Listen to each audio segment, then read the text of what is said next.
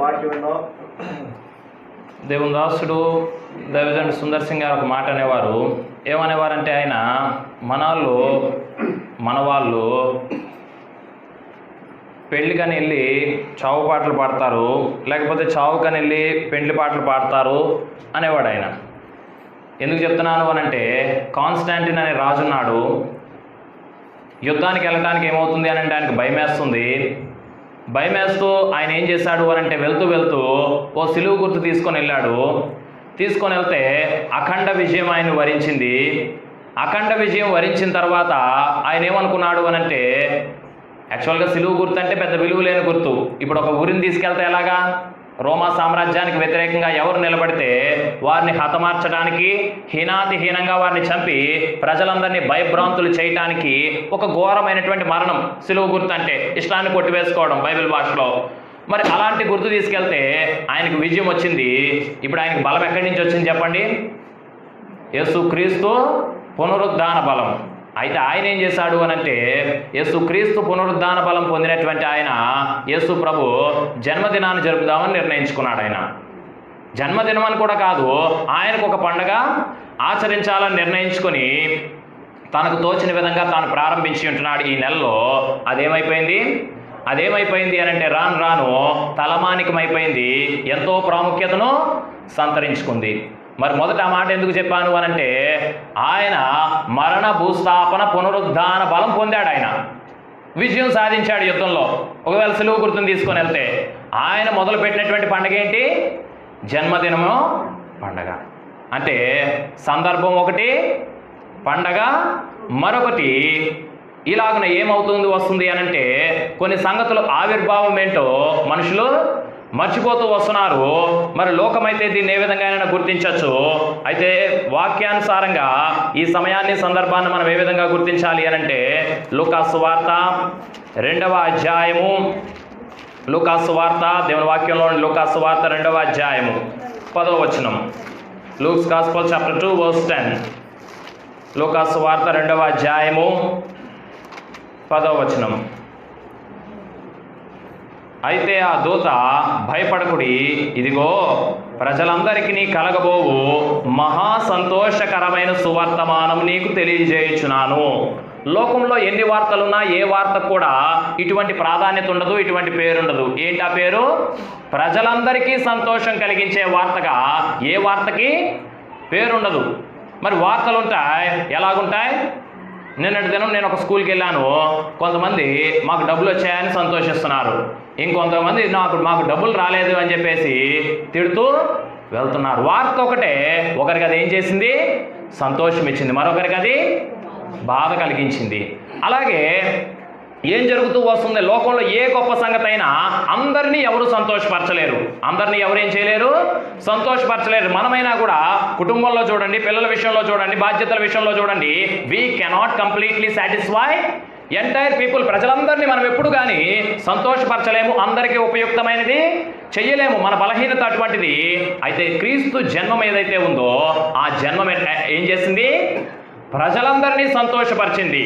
మరి నిజంగా ఈనాడు ప్రజలందరూ దీన్ని బట్టి సంతోషిస్తున్నారంటే, ప్రజలందరూ సంతోషించడం లేదు, కానీ నిజంగా ఆలోచిస్తే, అర్థం చేసుకుంటే ఇది అందరికీ సంతోషకరమైనటువంటిది. మరి దేవుని వాక్య లేఖన భాగాల్లో కొంతమంది ఆక్రందన మనం విందాం. యేసు ప్రభు జన్మం ఏ విధంగా సంతోషింపజేసింది, ఆ జన్మంలో ఉన్నటువంటి విశిష్టత ఏంటి? ఆయనేమి భూమి పుట్టినప్పటి నుంచి ఉన్నవాడు కాడు. ఆయన ఎప్పటి నుంచి వచ్చాడు? ఆయన జన్మం ఎప్పుడు చోటు చేసుకుంది? నరవతారిగా ఆయన రావటం అనేది 2020 సంవత్సరాల క్రితమే సంతరించుకుంది. అంతకుముందు చరిత్ర లేదా భూమి మీద ఉంది, కానీ ఆయన రాలే. అంతకుముందు చరిత్రలో కొన్ని ఆక్రందనలు ఉన్నాయి, చూద్దాం. యోబు గ్రంథము 14వ అధ్యాయము, యోబు గ్రంథము 14వ అధ్యాయము 4వ వచనము. Job chapter 14 verse 4. పాప సహితునిలో నుండి పాపరహితుడు పుట్టగలిగిన ఎంత మేలు, అలాగున ఎవడును పుట్టనేరడు. ఇప్పుడు యోబు జీవితంలో నీతిగా జీవిద్దామని ఆయన నిర్ణయించుకున్నాడు. ఆ దిశగా ఆయన ప్రయాణం ముందుకు కొనసాగుతూ వస్తుంది. ఆయన జీవితంలో ఇస్తున్నటువంటి ఒక స్టేట్మెంట్ ఏంటి అనంటే, మనుషులందరూ పాపులు. ఈ స్టేట్మెంట్ కేవలం యోబు మాత్రమే కాదు, దావీదు సైతం తన జీవితంలో ఇచ్చినట్టున్నాడు. ఏమని? పాపములోనే పుట్టిన వాడను పాపములోనే నాదు తల్లి నన్ను గర్భము తరుపుతున్నటువంటి దినాల్లో దేవుణ్ణి ఏమని ప్రార్థన చేశాడంటే, ప్రభువా నేను నీ సేవకురాలు కుమారుడు దయచేసి నన్ను కాపాడన్నాడు. కాపాడిన తర్వాత రాజు అయిన తర్వాత ఇప్పుడు ఏమంటున్నాడు? నీ సేవకురాలు కుమారుడు అంటలేదు, పాపములోనే నా తల్లి నన్ను ఏం చేసింది? గర్భము ధరించింది.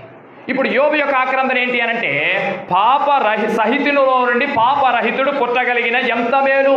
మనుషులందరూ పాపులే, ఏ భేదం లేదు ఇందులోంచి ఏ పాపం లేని వాడైనా రాగలనా? యోబు ప్రశ్నిస్తూ వస్తున్నాడు. భక్తి జీవితంలో ఆయనకు ఎదురైనటువంటి అనుభవాల దృష్ట్యా అలాగున ఎవడును పుట్టనేరడు, అలాగు ఎవరు కూడా పుట్టనేరడు, ఇది సాధ్యం కాదు అని చెప్పేసి యోబు నిర్ణయించుకున్నాడు. మరి సాధ్యం కానిది, ఇది మనుషులకు అసాధ్యమే కానీ దేవునికి సమస్తము సాధ్యమే. అందుకని యేసు ప్రభు, మీరు జాగ్రత్తగా చదవండి.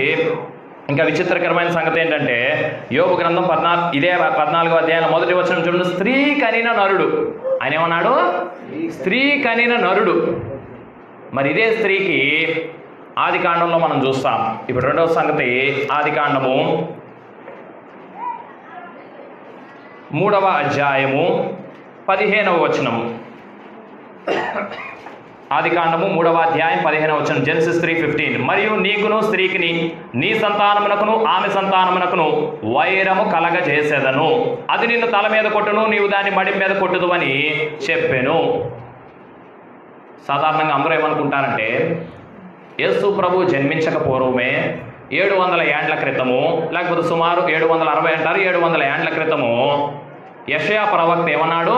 ఇదిగో కన్యక గర్భవతి అయి కుమారుని కనును, తన ప్రజలను వారి పాపముల నుండి ఆయనే రక్షించును కనుక ఆయనకి యేసు అని పేరు పెట్టుదువు. అంటే పురుష ప్రమేయం లేకుండా కన్య గర్భాన జన్మము చోటు చేసుకుంటుంది అనేటటువంటి సంగతి అధికారికంగా ఒక ప్రవక్త యేసు ప్రభు పుట్టకపూర్వం 700 ఏండ్ల క్రితమే ప్రవచించాడు. మరి ఆ ప్రవక్తను నమ్మకపోవడానికి చాలా కారణాలు ఉంటాయి. ఎందుకు? 700 ఏళ్ళు ఆయన ఉండడు కదా. కాబట్టి ఆ ప్రవక్త చెప్పింది అబద్ధమని ఆలోచించడానికి ఎక్కువ అవకాశాలు ఉంటూ వస్తున్నాయి. అయితే ఇది ఆ ప్రవక్త చెప్పింది కాదు, యెషయా ప్రవక్త చెప్పింది కాదు. ఏదేను వనంలో సర్పము తన కుయుక్తి చేత హవ్వను మోసపరిచిన తర్వాత తన భార్య మాట విని దేవుడు తనకు తినవద్దని చెప్పినటువంటి వృక్ష ఫలాలు తిన్నందువలన ఇరువురు పాపంలో పడినటువంటి తరుణంలో ప్రశ్నిస్తే ఆదాం ఏమన్నాడు అనంటే, నేరం నాది కాదు, నువ్వు నాతో కూడా ఉండటానికి ఇచ్చినటువంటి. అంటే ఏం జరిగింది అక్కడ? పురుషుడు తన భార్యను విడనాడటం అనేది జరిగింది. పెళ్లి ప్రమాణంలో ఏం చేస్తాం? సుఖములోను కష్టములోను, ఆరోగ్యంలోను అనారోగ్యంలోను, దేంట్లో కూడా వదిలిపెట్టడానికి లేదు. అయితే ఈరోజు బాగున్నప్పుడు ఏమన్నాడు చూడండి పైన ఆయన, ఆది కాండము 2వ అధ్యాయము 23వ వచనం. అప్పుడు ఆదాము ఇట్లనెను, నా ఎముకలలో ఒక ఎముక, నా మాంసములో ఒక మాంసము, ఇది నరునిలో నుండి తీయబడిన కనుక నారి. అన్నీ బాగుంటే ఏమంటాం? నా నా నా అక్కడ చూడండి, నా ఎముకల్లో ఒక ఎముక, నా మాంసములో మాంసము, ఇది నరునిలో నుండి, నాలో నుండే తీయబడింది అన్నాడు. ఏదైనా బాగుందనుకోండి, గొప్పగా ఉందనుకోండి, సంగతి నాదే లేకపోతే నేనే అని అనడానికి మానవుడు ఈనాడు ఇష్టపడుతూ వస్తాడు. కానీ మధ్యలో ఏమైనా వచ్చితే దేవదాసు సుందర్ సింగ్ గారు రాశారు ఒక చరణం. ఏంటది? కలతలు గల్గిన కొరతను గాంచును, నిలచును మారదు ప్రభు ప్రేమ. కలతలు వస్తే లోకంలో ఉండేటటువంటి ప్రేమలు ఏమవుతాయి? లోకపు ప్రేమను ఏమని తెలిపేదాన్ని కావమారంబే దాల్చినాచో. ఒకసారి జాగ్రత్తగా ఆలోచించి చూడు. లోకంలో ప్రేమలు లేవని దేవుని వాక్యం చెప్పడం లేదు, ఉన్నాయి. కానీ అన్నీ బాగుంటేనే, if you are well the things will be with you. నువ్వు బాగలేవా, నీతో ఎవరు లేరు. యోబు గ్రంథంలో మనం చూస్తూ వస్తాం. ఆయన ఎందుకు అంత ఆక్రందన వ్యక్తం చేస్తున్నాడు? బాగున్న కాలంలో అందరూ ఉన్నారు, ఇప్పుడు పిల్లలు లేరు. చివరికి భార్య సహితం ఏమంటుంది? దేవుని దూషించి మరణం చనిపో అంటుంది. ఇంకెందుకు ఈ బ్రతుకు అంటుంది. అలాగే బాగున్నప్పుడు నా నా నా అన్న ఆదాము ఇప్పుడు బాగోలేనప్పుడు ఏమంటున్నాడు? నువ్వు నువ్వు నువ్వు అంటున్నాడు. దేవుడు నువ్వే ఇచ్చావు అనరా పిల్లల తల్లిదండ్రులతో, నువ్వే చేసావు ఈ పెళ్ళి, లేకపోతే నువ్వే చేసావు, నీ వల్లే. ఇది మానవునిలో సహజంగా పుట్టుకొచ్చేటటువంటి భయంకరమైనటువంటి లక్షణము. దీనికి ఎవ్వరు కానీ అతీతులు కాదు. ఇప్పుడు ఆదాము అదే నేరం మోపుతున్నాడు, నువ్వే. మరి ఇప్పుడు ఏం చేశాడు ఆదాము? ఇబ్బందిలో చేయి వదిలేశాడు. ఇప్పుడు వదిలిపెడితే మోసపోకుడి దేవుడు వెక్కిరింపబడ్డు. మనుషుడు ఏమి విత్తునో నేనే కదా, నేను లేకపోతే ఆమెకు ఎవరు అనేటటువంటి ఆలోచనలో ఉండుండొచ్చు. లేకపోతే ఇది తప్పు జరిగింది కదా, ఇప్పుడు నేను బయటపడాలి అని చెప్పేసి ఆమెను వదిలేసి గట్టు దాటిన తర్వాత తెప్ప తగిలేసినట్టుగా ఆమెను వదిలేసి బయటపడిపోయాను, నేను నిర్దోషిని అనుకుంటున్నాడు. ఆమెను అడిగితే ఆమె ఒప్పుకోవాల్సి వచ్చింది. ఆమెకు మరో గత్యంతరం లేదు. ఆమె ఏమంది? సర్పము నన్ను మోసపుచ్చినందున, ద సర్పెంట్ హ్యావ్ డిసీవ్డ్ మీ. సర్పం ఏం చేసింది? నన్ను మోసగించింది. మరి ఇప్పుడు సర్పం ఆమెను మోసగించింది. మోసగింపబడినటువంటి ఆమెకి ఇప్పుడు ఏం అవసరము? సహాయం అవసరము. మనం మోసపోయాం, దెబ్బతినేసాం, మనకి ఇప్పుడు ఏం కావాలి?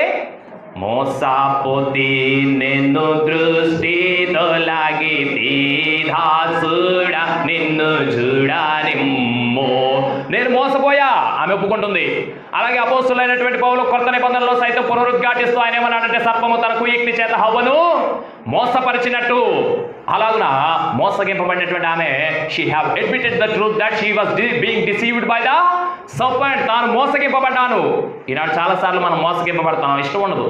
అబ్బే నేను అంత కరెక్ట్గా చేశాను, ఏదో ప్రమాదం వచ్చింది, నేను తప్పు చేశాను అని ఒప్పుకోవడానికి ఇష్టం లేదు.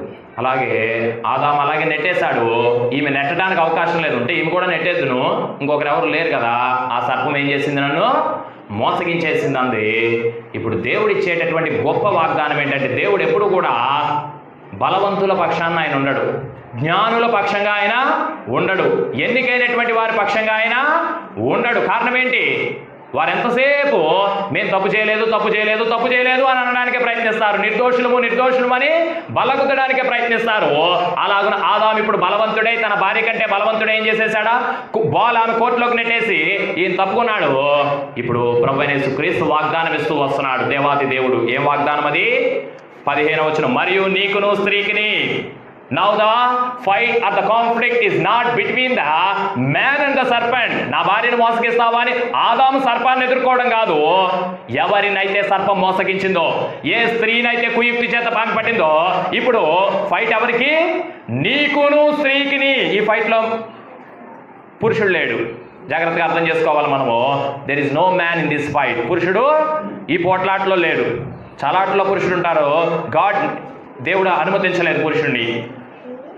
నీకును స్త్రీకిని, నీ సంతానమునకును ఆమె సంతానమునకును వైరం కలగజేసేదను. సర్పముతో మానవాళికి ఉన్నటువంటి వైరము ఈనాటిది కాదు, అది ఏనాడు? అక్కడి నుండి ఏదేనులో నుండే మొదలైంది. ఏదెను వనమున చేరే గదా దుర్బోధకుని బీజము, ఆది నుండి దైవ సత్యమునకు కొరుకు పొందాదియేగా. కొరుకుడు పురుగు ఏ విధంగా అయితే శరీరంలో పాకి నీ శరీరాన్ని నాశనం చేస్తుందో, అలాగున పాపం అనేటటువంటిది నీ మనస్సును, నీకున్నటువంటి మనస్సాక్షిని, ప్రభు నీలో ఉంచినటువంటి జీవాత్మను నశింపజేస్తూ వస్తుంది. ఇప్పుడు నిస్సహాయురాలుగా ఎవరి అండా లేకుండా ఆమె దీనురాలై నిలబడుతూ వస్తుంది. నేను మోసపోయాను అని ఒప్పుకుంటూ వస్తుంది. ఇప్పుడు ప్రభు ఆమె పక్షాన్ని ఏమంటున్నాడు? నీకును స్త్రీకిని. Now the fight is between serpent and woman. సర్పానికి స్త్రీకి, అలాగే సర్ప సంతానానికి స్త్రీ సంతానానికి. సర్ప సంతానం అంటే ఎవరు అనుకోవద్దు. యేసు ప్రభు ఎవరు సర్ప సంతానం అన్నాడు? సర్పములారా సర్ప సంతానం అన్నాడు ఆయన. ఎవరిని అన్నాడు? దేవుని వాక్యాన్ని ఎవరైతే సరిగ్గా గైకొనడం లేదో. కాబట్టి ఇక్కడ పుట్టినటువంటి నువ్వు, నిన్ను, నన్ను దేవుని వాక్యం ఏమని సంబోధించాలనుకుంటుంది? స్త్రీ సంతానంగా సంబోధించాలనుకుంటుంది. కానీ నువ్వు నేను కనుక సరిగా లేకపోతే జీవితాలు ఎలా అయిపోతాయి? యేసు ప్రభు అన్నాడు, సర్పములారా సర్ప సంతానమా, మీరు చెడ్డవారయ్యండి మంచి మాటలు ఎలాగూ పలకగలరు. మరి ఇప్పుడు స్త్రీకిని సర్పానికి యుద్ధం ఉంది. నువ్వెవరి పక్షం? దేవుడు స్త్రీ పక్షంగా ఉంటూ వస్తున్నాడు. ఇప్పుడు ఇండియా తరపున యుద్ధానికి వెళ్ళి పాకిస్తాన్ సైనికులు చంపకుండా ఇండియా సైనికులు చంపుతున్నాడు అనుకోండి, ఎలా ఉంటుంది? అట్లనే అనేకమైనటువంటి సార్లు ఎలా ఉంటుంది అని అంటే, స్త్రీ సంతానంగా పుట్టినటువంటి మనము ఎవరికి సపోర్ట్ చేస్తున్నాం? సర్పానికి సపోర్ట్ చేస్తూ వస్తున్నాం. సర్పానికి సపోర్ట్ చేస్తూ వస్తున్నాం. దేవుని వాక్యం స్పష్టంగా చెప్పింది ఏంటిది? నీకును స్త్రీకిని వైరం ఉంది. బళ్ళారిలో మేము ఉన్నటువంటి ప్రదేశాల్లో దాదాపు ఇల్లు కట్టడం మొదలెట్టిన తర్వాత 100కు పైగా పాములు చంపుకుంటారు నాన్నగారు. ఎన్ని పాములు? 100కు పైగా. చంపకపోతే నాన్నగారు ఒకటైనా వారు చంపవలసినవి చంపకపోతే అవి మనల్ని ఏం చేస్తాయి? చంపుతాయని చెప్పి చంపేసేవారు. ఈయన ఖచ్చితంగా సర్పాన్ని చంపేస్తున్నాడు. అయ్యో సర్పము! తరతరాలుగా సర్పానికి మానవాళికి ఏముంది? వైరం ఉంది. ఇప్పుడు ప్రభువైన యేసుక్రీస్తు వచ్చాడు. ఆయన ఎలాగొచ్చాడు? స్త్రీ సంతానమౌ నీవు మరణించి, పురుష సంతానం కాదు, పురుష ప్రమేయం లేనటువంటి జన్మ, కన్య గర్భాన్ని జన్మించి ఉంటున్నాడు. ఇందాకే మొదట పాడుకున్నాం ఏమని? కన్యా మరియా దయ ప్రాప్తురాలై శుభవచనములను వినెను.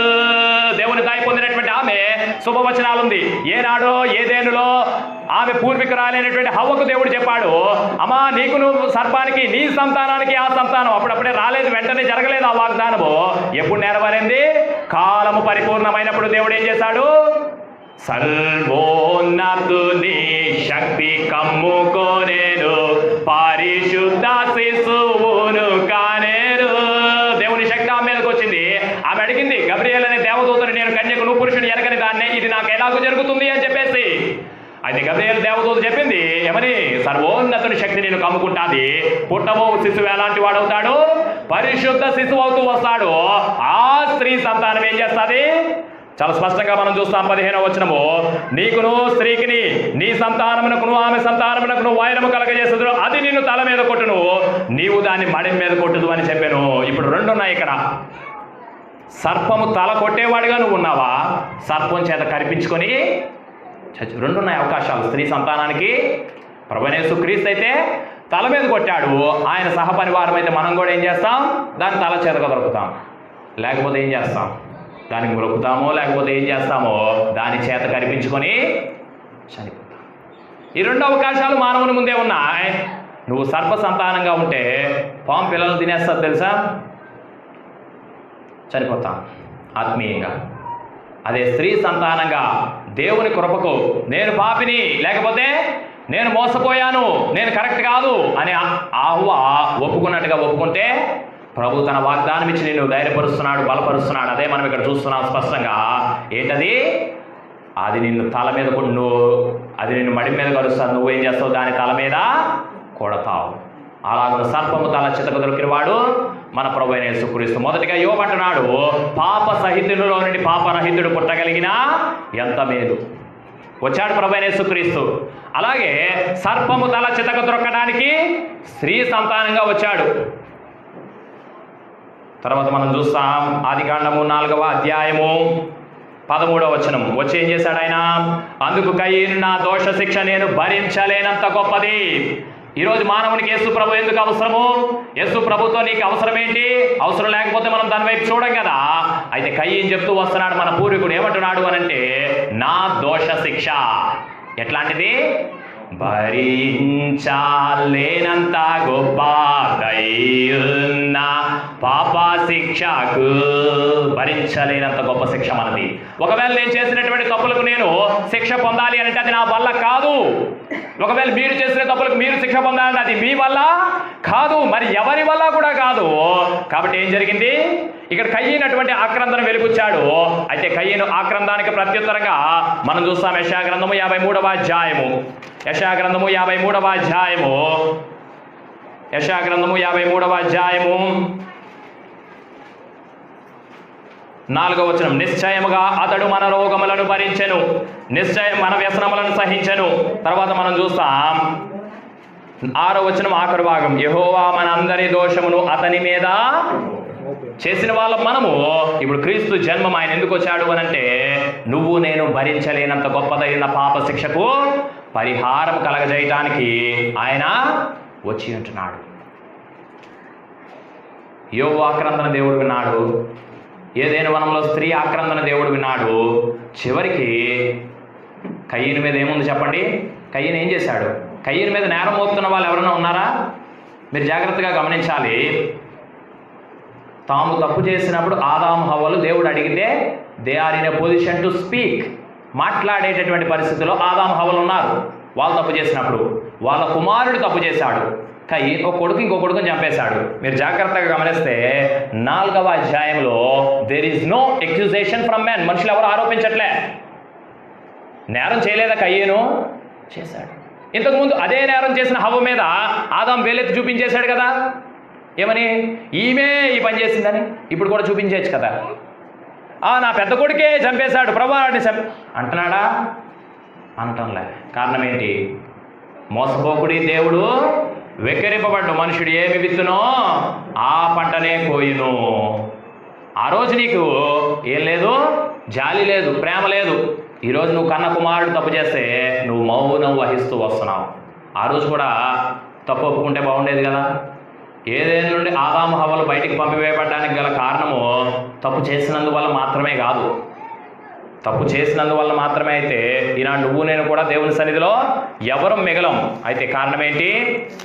యోహాను రాసిన మొదటి పత్రిక 1వ అధ్యాయము. యోహాను రాసిన మొదటి పత్రిక 1వ అధ్యాయము 9వ వచనం, మొదటి 8వ వచనం చదువుకుందాం. మనం పాపం లేని వారమని చెప్పుకునే యెడల మనల్ని మనమే మోసపుచ్చుకుందాము. ఆదాము ఎవరిని మోసపుచ్చుకున్నాడు చెప్పండి? నువ్వు నాకు ఇచ్చినటువంటి ఈ భార్య చేసింది అని చెప్పి తెలివిగా తప్పించుకున్నానని అనుకున్నాడు. కానీ ఎవరిని మోసం చేసుకున్నాడు? నేను పాపం చేయలేదని చెప్తే నన్ను నేనే మోసగించుకున్నట్టు. ఇప్పుడు నాలో రోగం ఉంది, డాక్టర్ దగ్గరికి వెళ్తే నాకు స్వస్థత వస్తుంది. డాక్టర్ వచ్చాడు చూపించమంటున్నాడు, లేదు నాకు బాగానే ఉందంటే ఎవరికి నష్టం? నాకే నష్టం. అలాగే నాలో పాపం ఉంటుండగా అది ఉంది అని ఒప్పుకుంటే ప్రభు విడిపిస్తాడు, క్షమిస్తాడు. అదే తర్వాత వచనంలో మనం చూస్తాం. 9వ వచనం, మన పాపములను మనం ఒప్పుకొని ఎడల if we confess our sin, ఆయన నమ్మదగిన వాడు నీతిమంతుడు కనుక, not because we confessed our sin but he is trustworthy. ఆయన నమ్మదగిన వాడు కాబట్టి ఏం జరుగుతుంది? మన పాపములు క్షమింపబడి సమస్త దుర్నీతి నుండి మనం ఏం చేయబడుతూ వస్తున్నాం? పవిత్రులుగా చేయబడుతూ వస్తున్నాం. అటువంటి పవిత్రత పొందేటటువంటి అవకాశం ఆదాము హవ్వలకి ఏదేళ్ళలోనే ఉంది. దేవుడు అంత కఠినుడేమి కాదు. అలాగైతే నువ్వు నేను ఏనాడు బయటికి వెళ్ళిపోవాలి. అయితే అక్కడ ఏం లేదు? ఒప్పుదల లేదు, కఠినత్వం ఉంది, ఇంకొకరి మీద వేలెత్తి చూపేటటువంటి తత్వం ఉంది. దానికి వారు బయటికి పంపబడ్డారు. మరి అలాగ పంపబడినటువంటి తరుణంలో ఇప్పుడు కయీను జీవితంలో ఏం ప్రవేశించింది? పాపం ప్రవేశించింది. దానికి స్పష్టమైనటువంటి మాట అక్కడ చూస్తున్నాం. ఎవరు ఆరోపిస్తున్నారు చూడండి. ఇప్పుడు ఆదికాండము 4వ అధ్యాయం 10వ వచనం, జెనసిస్ 4:10. అప్పుడు ఆయన నీవు చేసిన పని ఏమిటి ప్రశ్నిస్తున్నాడు. కయ్యను పాపం ఒప్పుకోడు. కయ్యను మీద తల్లిదండ్రులు కూడా మా అబ్బాయి తప్పు చేశాడని చెప్పరు, తెలిసినా కూడా. కానీ ఎవరు ఆరోపిస్తున్నారు? నీ తమ్ముని రక్తము యొక్క స్వరము నేలలో నుండి నాకు మొర్ర పెట్టుచున్నది. ఎవరు నాకు మొర్ర పెడుతున్నారు? మనం అనుకుంటాం. బైబిల్లో కూడా ఉంది, సజీవులు సజీవులే కదా నిన్ను స్తుతిస్తారు, బతికుంటేనే కదా నేను నిన్ను స్తుతించేది. అవునా? నిజమా? బతికుంటుండగా నేను స్తుతిస్తే బతుకున్న వాళ్ళకి అది అర్థమవుతుంది. అయితే బతికుండడమే కాదు, చనిపోయిన తర్వాత కూడా హేబేలు రక్తం ఏం చేస్తుంది? మొర పెడుతూ వస్తుంది. A blood is making a prayer, a blood is making a supplication to the Lord. దేవునికి విజ్ఞాపనం చేస్తుంది ఆ రక్తం. ఏమని విజ్ఞాపనం చేస్తుంది? కయ్యను నేరాన్ని ఆరోపిస్తూ. అయితే ప్రభువైన యేసుక్రీస్తు రక్తం కూడా చిందింపబడింది హేబేలు రక్తం వల్లనే. అది అలాగం లేదు. హెబ్రీయులు రాసిన పత్రికలో మనం చూస్తాం, తీయద్దు కానీ, హేబేలు రక్తము కంటే మరీ శ్రేష్టముగా పలుకు ప్రోక్షణ రక్తం అని చెప్పేసి. మరి దావీదు కూడా తన జీవితంలో ఇటు అనుభవంలో ఆయన ఏమన్నాడు అని అంటే, కీర్తనల గ్రంథము, దావీదు అడిగాడు దేవుణ్ణి, ఏంటి యేసు జన్మం వలన ఈనాడు మనల్ని దేని నుండి పాపం నుండి విడిపిస్తారన్నాడు. కీర్తనల గ్రంథము 51వ అధ్యాయం 14వ వచనం, Psalm 51:14. దేవా నా రక్షణకర్తయగు దేవా, రక్తాపరాధము నుండి నన్ను దేని నుంచి విడిపించు ప్రభువా? రక్తాపరాధము. ఈరోజు కయ్యనుకు వ్యతిరేకంగా రక్తం మొరపెడుతుంది. ఈనాడు నాలో పాపం ఉంది, నీకు యేసు ప్రభు ఎందుకు అవసరం అంటే, నీకు వ్యతిరేకంగా మొరపెట్టేటటువంటి రక్తం ఉంది. నీకు వ్యతిరేకంగా నీ మీద నేరం ఆరోపించి మనుషులు, నువ్వు లోకంలో ఉన్న కోర్టులు తప్పించేసుకోవచ్చు, లోకంలో ఉన్నటువంటి సమాజాన్ని తప్పించేసుకోవచ్చు, ఇక్కడ నిన్నెవరు పట్టుకోలేకపోవచ్చు. అయితే రక్తం పట్టుకుంటుంది నిన్ను. రక్తాపరాధం ఉంది. ఆ రోజు కయ్యని మీద మొరపెట్టింది. అదే దేవుడు అంటున్నాడు, నీ తమ్ముని యొక్క రక్తము నేలలో నుండి నాకు మొరపెడుతుంది. ఇతను అనుకున్నాడు సాక్ష్యం లేదు. కోర్టులో ఎలా ఉంటుందో చెప్పండి. ఈ లోకంలో అయితే కయ్యను నిర్దోషి. కారణం ఏంటి? నన్ను చంపేశాడని చెప్పడానికి హేబేలు లేడు. మా అబ్బాయి చంపేశాడని చెప్పడానికి ఆదాము హవ్వలు కూడా సాహసించరు. మరి అతడు దోష నిర్దోషిగా బయటకు వచ్చేస్తాడు. కానీ అక్కడుంది కోర్టు. ఆ కోర్టులో ఎవరు మొరపెడతారో, నువ్వు చంపేసినా పోదది, రక్తాపరాధం నిన్ను వదలదు. దావీదు కూడా చేసేసాను అయిపోయింది అనుకున్నాడు, అది వదలటం లేదు. మరి ఇప్పుడు అది దాని నుంచి నేను విడిపించడం కొరకే రక్తపూటగా రిక్తుడాయే రక్షకుడు, రక్తపారాధము రక్త బిందువై కాడిగేనే. వజ్రాన్ని కోయటానికి వజ్రాన్ని ఉపయోగిస్తారు. అలాగ నీ రక్తాపరాధం నుండి విడిపించడానికి, నిన్ను కడగటానికి దేవుడు ఏం చేశాడు? నిర్దోషము నిష్కలంకమైన రక్తం ఇస్తూ వచ్చాడు. అది కార్చడం కొరకే భూమి మీద యేసు జన్మిస్తూ వచ్చాడు. ఇప్పుడు నా దోష శిక్ష నేను భరించలేనంత గొప్పది అని కయ్యను అంటుంటే దానికి ప్రత్యుత్తరం ఎవరిచ్చారు? క్రీస్తు జన్మమే దానికి ప్రత్యుత్తరము. మరి ఆఖరిగా చూడండి, యోబు గ్రంథంలో మరొక మాట మనం చూస్తాం. యోబు గ్రంథము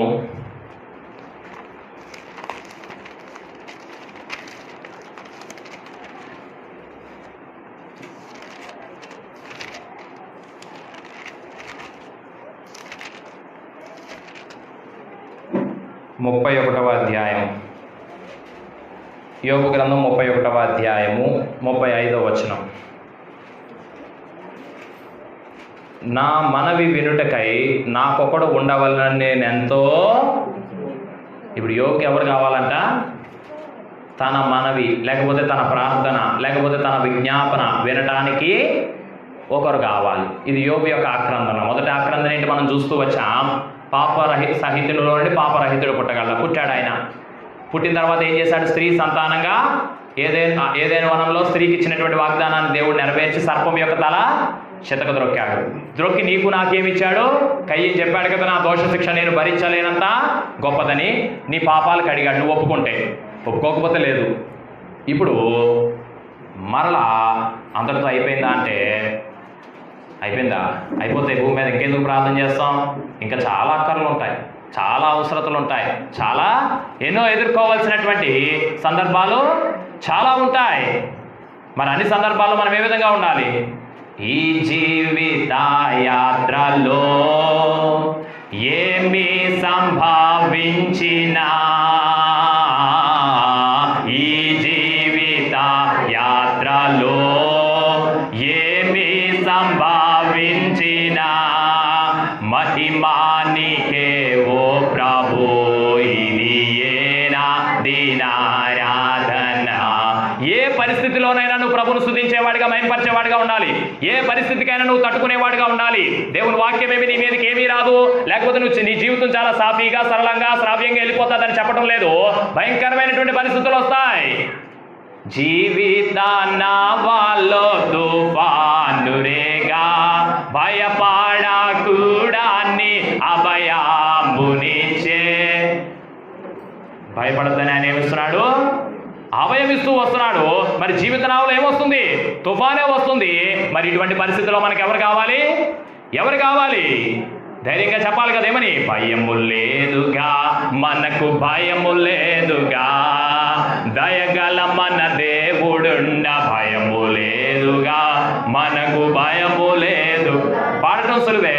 నిజంగా అలాంటి పరిస్థితులు జీవితంలో వస్తే క్షామ మరణ యుద్ధ ఖడ్గ బలము నుండి ధరణి గిరులు అదిరి సముద్రములు పొంగిన. సముద్రంలో ప్రయాణం చేస్తున్నారు. చాలా రోజులు సూర్యుని చూడలేదు, ఏమీ చూడటం లేదు. అందరూ బతుకుదామని ఆశ వదిలేసి సిద్ధమైపోయారు. ఇంకా ప్రాణాలు పోతాయని చెప్పేసి అపోస్తలుడైన పౌలు వారి మధ్య నిలవబడి, నేను ఎవరి వాడినో ఎవరిని సేవించుచున్నానో పోయిన రాత్రి ఆ దేవుని దూత నా దగ్గరకు వచ్చి చెప్పింది. ఏమని? ఎవడు ఒక్కడంటే ఒక్కడి ప్రాణం కూడా పోదు. ఓడ నాశనం అవుతుంది, కానీ ఏమవుతారు? ఒక్కడు కూడా చావడు. ఆ వాగ్దానం అతన్ని ధైర్యపరిచింది, అతను మిగతా వారిని ధైర్యపరిచాడు. ఈనాడు యోబు జీవితంలో జరిగినటువంటి సందర్భాలకు కానీ సంగతులకు కానీ అతను ఏం కోరుతున్నాడు? నా మనవి వినుటకై నాకొకడు ఉండవలనని నేనెంతో కోరుచున్నాను. ఆయన మామూలుగా ఆశించడం లేదు, ఎంతో కోరుతూ వస్తున్నాడు. ఈనాడుందా అట్టి ఆక్రందన నీలో నాలో? అలాగున యోబు ఒక్కడు కాదే కాదు, అనేకులు ఆక్రందించేట్టు వస్తున్నారు. అయితే యోబు ఆక్రందన ఏం చేయబడింది? మన కొరకు స్పష్టంగా వ్రాయబడుతూ వచ్చింది. ఇదిగో నా చేవ్రాలు గుర్తు. ఆయన ఏం చేసేసాడు? I made a signature here. తర్వాత చూస్తున్నా, ఇదిగో నా ప్రతివాది రాసిన ఫిర్యాదు, సర్వశక్తుడు నాకు ఉత్తరం ఇచ్చును గాక. ప్రతివాది అంటే ఎవరు? జాగ్రత్త, నీకు విరోధి లేదనుకోవద్దు, నీకు అపాయం లేదనుకోవద్దు, నీ మీదకి వచ్చేటటువంటి ప్రమాదం లేదనుకోవద్దు. ఈ రోజు బాగుంటే ఈ రోజు వరకే, లేకపోతే ఈ క్షణం వరకే అది పరిమితము. రేపేం జరుగుతుందో? రేపు నీది ఆగునా మరణ వేళ తెలియున. రేపేం జరుగుతుందో మీకు తెలియదు, రేపేమి సంభవించినా మనకు తెలియదు. మరి తెలియదు, అటువంటి మన మీద ఎవరున్నారు? నా ప్రతివాది. There is an accuser. ఇప్పుడు ఒక కోర్టులో పిక్చర్ చూడండి, బోన్లో నిలబడుంటే మనకు వ్యతిరేకంగా మాట్లాడేటటువంటి ఒక న్యాయవాది ఉంటాడు, మనం తప్పు నిరూపించడానికి. అలాగే యోబు చెప్తూ వస్తున్నాడు, నా ప్రతివాది రాసిన ఫిర్యాదు ఇది. It's an accusation written by my accuser రాశాడు ఇది. ఇప్పుడు ఏం చేయాలి? ప్రాసిక్యూటర్ ఏం చేయాలి? నా తరపున ఒకడు కావాలి. నేనే మాట్లాడతానంటే కుదరదు. ఒక పర్యాయం ఒక ఆయన అన్నాడు, మా లాయర్ నేను చెప్పింది ఎట్లేదు, నేనే వెళ్ళి ఏం చేసేస్తాను, లోపలికి వెళ్ళి మాట్లాడేస్తాను అన్నాడు. నాకు తెలిసిన ఒక ఆయన. అసలు లోపలికే అనుమతించరు, వాళ్ళు మాట్లాడడానికి అక్కడ ఏముండదు, స్కోప్ ఉండదు. రీసెంట్గా కోర్టుకి వెళ్ళి వచ్చాను, చూసాం, మనం మాట్లాడడానికి ఏమీ స్కోప్ ఉండదు. అక్కడ ఏం జరుగుతూ వస్తుంది. సిస్టమ్స్ అండ్ ప్రొసీజర్స్ ఉంటాయి. ఎవడు వెళ్ళాలి మన తరపున? మన వ్యాజ్యం న్యాయమైన దాన్ని నిరూపించడానికి మనకి ఎవరు కావాలి? న్యాయవాది కావాలి. ఇక్కడ అదే కోరుకుంటూ వస్తున్నాడు. నా మనవి వినుటకై నాకు ఒకడు ఉండవాలని నేను ఎంతో కోరుచున్నాను. నా మనవి వినేవాళ్ళు లేడు, కానీ నాకు ఎవడున్నాడు? నా మీద నువ్వు తప్పు చేసావరా, నువ్వు మోసం చేసావరా అని చెప్పి నేరాలు ఆరోపించేటటువంటి వారు ఉంటూ వస్తున్నారు. ఇప్పుడు ఏం చేయలేకపోతున్నావు అంటే, న్యాయాధిపతి ముందు మన స్వరం వినిపించలేకపోతూ వస్తున్నాం. లేదు మనకు ఆ శక్తి. బిఏబిఎల్ చదివితేనే కానీ, కోర్టు వేసుకుంటేనే కానీ లోపలికి నేను అనుమతించరు, నీ మాట వినరు. అలాగ నీకు నాకు దైవ సన్నిధికి వెళ్ళి దేవుని ముందు పరిస్థితిని వివరించేటటువంటి శక్తి ఉందా? మన ప్రతివాది, he was so good lawyer, so strong lawyer. ఎంత ప్రతివాది అని అంటే, అతను నిజమే చెప్తాడు, అతను నిరూపించేస్తాడు నిన్ను నేరస్తుడిగా, అందులో అనుమానమేమీ లేదు. నిరూపిస్తూ వస్తున్నాడు. మరి ఇది యోబు 2వ ఆక్రందన. దీనికి ప్రత్యుత్తరంగా చూడండి, రోమీయులకు రాసిన పత్రిక 8వ అధ్యాయం 26వ వచనం, అటువలే ఆత్మయు మన బలహీనతను చూసి సహాయం చేయించున్నాడు. ఈనాడు నేను ప్రార్థించగానే, ప్రభు వినేయటానికి, నేను అడగగానే ఇచ్చేయటానికి నా జీవితం ఏమి ప్రభువుకు యోగ్యంగా అర్హంగా లేదు. ఆయన పాప రహితుడిగా పుట్టాడు, పాపము లేని జన్మతో. అలాగే సర్పము తల చితకు త్రొక్కాడు. నేను భరించలేని నా పాప శిక్షణ ఆయన భరించాడు. అంత మాత్రాన కూడా నాకు సరిపోవటం లేదు. ఇంకా నాకు ఏం కావాలి? దినము నీదు ప్రేమ రుచి చూచుచున్నాను. దినము ఆయన సహాయం అవసరమవుతూ వస్తుంది. అందుకే యోబట్ల నా మనవి వినేవాడు నాకు ఒకటి కావాలి. ఈరోజు రోమీయులకు రాస్తూ అపోస్తలుడైన పౌలు 8వ అధ్యాయం 26వ వచనంలో చూస్తున్నాడు, అటువలే ఆత్మయు మన బలహీనతను చూసి సహాయం చేయించున్నాడు. అనగా మనం యుక్తముగా ఎలాగో ప్రార్థన చేయవలనో మనకు తెలియదు. మన వ్యాజ్యం న్యాయమైన కోర్టులో ఎలా సబ్మిట్ చేయాలో మనకు తెలియదు. ఏ ప్రొసీడింగ్స్తో వెళ్ళాలో మనకు తెలియదు. ఏ ఫామ్ వాడాలో మనకు తెలియదు. ఒకళ్ళ ఎలా ఇవ్వాలో కూడా మనకు తెలియదు. అయితే అన్నీ తెలిసినటువంటి వాడు ఉన్నాడు. ఎవరు? ప్రభు అయిన యేసుక్రీస్తు. ఆయన క్రీస్తు అని ఉత్తరవాది మనకున్నాడు. ఎవరి ఆక్రందనిది? యోబట్నాడు నా మనవి వినడానికి ఒకడు కావాలని. ఆయన ఏం చేస్తున్నాడు? ఉచ్చరింప సఖ్యము కాని మూలుగులతో ఆ ఆత్మ తానే మన పక్షముగా ఏం చేస్తున్నాడు? విజ్ఞాపనం చేయించు వస్తున్నాడు. కాబట్టి యోగ్యులం కాకపోయినా, అర్హులం కాకపోయినా మన జీవిత యాత్రలో ఏం జరుగుతుంది? ప్రతి అక్కర కావచ్చు, అవసరత కావచ్చు, ఏ పరిస్థితికైనా ఆయన వైపు చూస్తున్నాం. కాబట్టి యేసు ప్రభు జన్మించాడు, ఆ జన్మంతో అయిపోలేదు. జన్మించినటువంటి ఆయన ఏం చేస్తున్నాడు? ఆయన దీన్ని మనం గుర్తించాలి. జీవించుచున్నాడు యేసు ప్రభు. జన్మించిన యేసు ప్రభు ఎక్కడున్నాడు ఇప్పుడు? నా హృదయములోనున్నాడు. కష్టములలో నా జీవించును. కష్టములలో సహాయుడై నా మనవి వినవలన నేను ఒకడు ఉండాలని ఎంతో కోరుచున్నానని యోబు ఏనాడు ఆక్రందించాడు. ఆ ప్రశ్నకు ప్రత్యుత్తరంగా జన్మించినటువంటి యేసు ఈనాడు ఉచ్చరింప సఖ్యంగానే మూలుగుతాం. ఇంకా హెబ్రీయులకు రాసిన పత్రిక 1వ అధ్యాయంలో మీరు చూస్తే ఆయన ఏం చేశాడు? మహామహుడకు దేవుని కుడి పార్శ్వమున ఆసీనుడై ఉంటూ వస్తున్నాడు. ఈ రోజు నువ్వు ప్రార్థిస్తే అక్కడికి వెళ్ళదు, నేను మాట్లాడితే వెళ్ళదు, మైకు పెట్టినా వెళ్ళదు, ఏం చేసినా వెళ్ళదు. మరి ఆ స్వరాన్ని ఏం చేయాలి? నా స్వరం మామూలుగా అయితే ఇలా ఉంటుంది, ఇదేం చేస్తుంది నా స్వరాన్ని? It is amplifying my voice such that the out reach will be more and more. కేవలం ఇక్కడికి మాత్రమే వినబడేటటువంటి ఈ నా స్వరాన్ని ఇది యాంప్లిఫై చేసి దీని అవుట్ రీచ్ పెంచుతూ వస్తుంది. అలాగునా నువ్వు ప్రార్థిస్తే ఎక్కడికి వెళ్తుంది? ఈ స్లాబ్ కూడా దాటదు. అయితే నీ మనసులో నువ్వు చేసిన ప్రార్థన, నిన్ను నువ్వు తగ్గించుకొని చేసేటటువంటి విజ్ఞాపన ఎవరు యాంప్లిఫై చేస్తున్నారు? దాన్ని ఎవరు దాని సౌండ్ పైకి తీసుకెళ్తున్నారు? ఎవరు ఆ మనవుల్ని తండ్రి ముందు పెడుతున్నారు? ఎవరు మహాదేవుని ముందు ఆ మనవులన్నీ ఏకరువు పెట్టి నీ ప్రశ్నలకు నీ ప్రార్థనలకు ప్రత్యుత్తరాలు అనుగ్రహించి సజీవునిగా నిన్ను కాపాడుతూ నడిపిస్తూ వస్తున్నారు? క్రీస్తు అని ఒక ఉత్తరవాది, నా మనవి వినుటకై ఒకడు ఉండాలని నేనెంతో, వాళ్ళకు లేడు, పాత నిబంధనలు మనకు ఉన్నాడు. ఆయనే ఏం చేశాడు? మన పాపములకు శాంతికరమై ఉన్నాడు. ప్రతి పాపము నుండి కడిగి మనల్ని పవిత్రులుగా చేసి ఉంటున్నాడు, నిర్దోషులుగా చేసి ఉంటున్నాడు, నిష్కలంకులుగా చేసి ఉంటున్నాడు. అందుకని ఏమైపోయింది? క్రీస్తు జన్మము క్రొత్త నిబంధన ప్రజలందరితో చేసేను. ఈ నిబంధన ఎంతమందితో? ప్రజలందరితో, కొంతమందితో